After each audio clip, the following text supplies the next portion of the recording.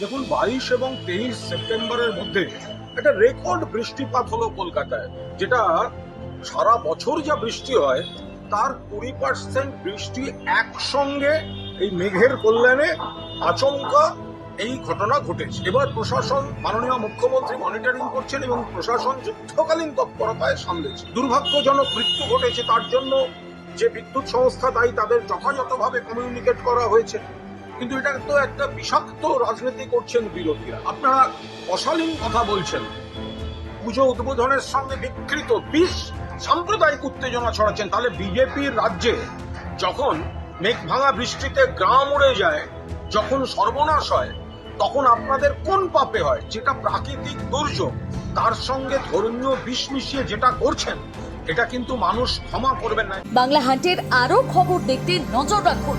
বাংলা খবর মানেই বাংলা হান্ট।